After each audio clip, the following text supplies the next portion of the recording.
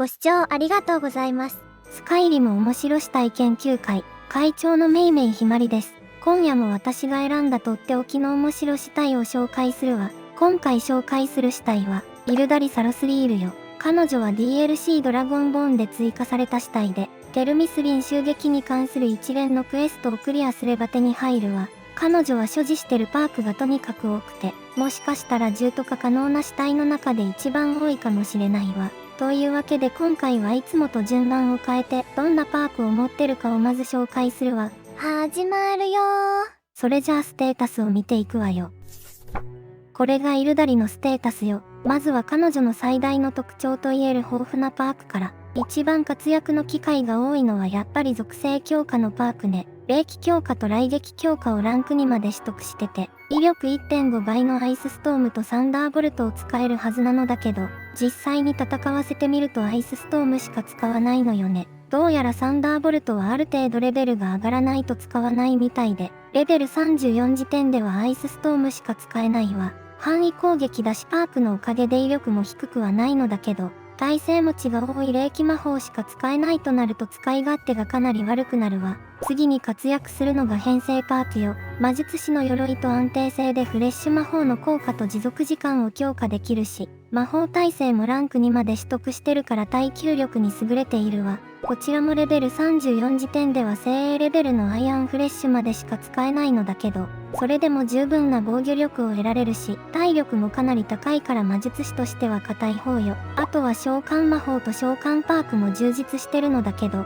NPC は安定して召喚してくれないからあまり頼りにならないのよね。そして回復パークだけど、NPC としてはかなりレアな聖職者を持ってるわ。ただし肝心の破壊魔法が実質アイスストームだけでアンデッドから半減されてしまうから、アンデッドに対して優位に立てるかというとそうでもないのよね。ここまで聞いてあんまり強くなくねと思った人もいるかもしれないけど、その通りパークが充実してるだけで全然強くないわ。せっかく大量のパークを持ってるのにそれを活かせない残念な死体。それがイルダリ・サロスリールよ。ザーコザーコ。さっきも言った通りイルダリはレベル34ではアイスストームしか使えないのだけど、それ以上に深刻な問題があって、それは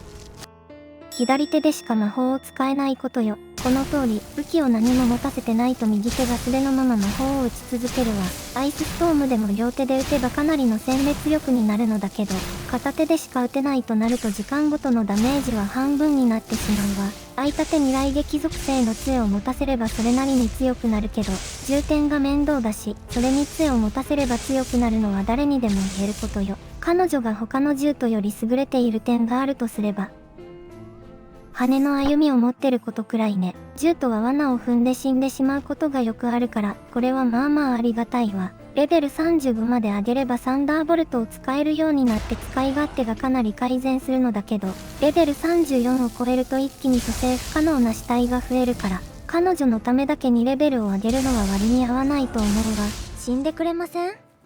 それじゃあ入手方法を説明するわ。テルミスリンの執事、バローナネラスに話しかけて、一度遠くに離れてからまた戻ってくると、バローナがいなくなってて、ネロスから捜索を頼まれるクエストが発生するわ。バローナの居場所はクエストマーカーがつかないから自力で探さないといけないのだけど、太陽の岩から少し西に進んだところで見つかるわ。あとは指示に従ってクエストをクリアすれば、今度はブライアハートの剣士のクエストが発生するわ。これもクエストマーカーがつかないけど、ブライアハートが出現するダンジョンならどこでも目標を達成できるわ。このクエストを終わらせたら今度こそ目標のクエスト、給油が発生するわ。またしても攻撃の出所を突き止めるというクエストマーカーがつかないふわっとした目標を押し付けられるのだけど、テルミスリンから出てすぐ東の海岸に降りて、イルダリの石棺を開けて、ハートストーンを回収すればクエストが進むわ。あとは目標に従ってハイポイント島でイルダリを倒せば、彼女の死体が手に入るわ。クエストを終わらせても彼女の死体は消えることがないから、保存アイテムは持たせなくても大丈夫よ。バグ技を使います。死の獣人で蘇らせた死体は当然アンデッドなわけだけど、そうなると聖職者アンデッドと同じく、彼女が自分自身に使う魔法も強化されるのかが気になるところよね。試しに生前の彼女のフレッシュ魔法使用後の防御力を見てみると、はい、200ね。次に10と化した後の防御力を見てみると、今度は250になったわ。つまり自分自身への魔法もきっちり強化されているというわけね。他には召喚魔法の持続時間や回復魔法の回復量、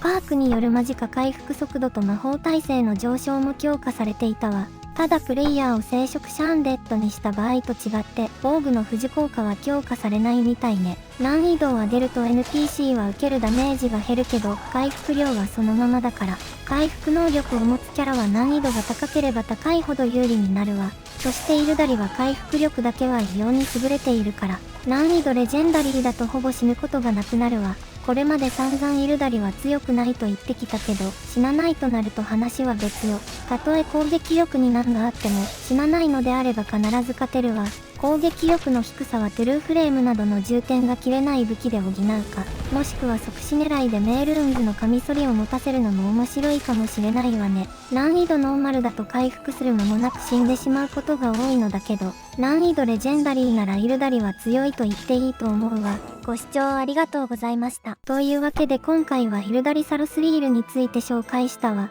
パークは充実してるのだけど、レベル34だと使える破壊魔法がアイスストームだけで、しかも片手でしか使えないから、魔術師としてはかなり残念な性能になってるわ。ただレベルや難易度といった条件次第では強くなるから、人によっては重宝するかもしれないわ。それじゃあ今回の動画はここまでよ。よかったらいいね、高評価してもらえると励みになるわ。またね。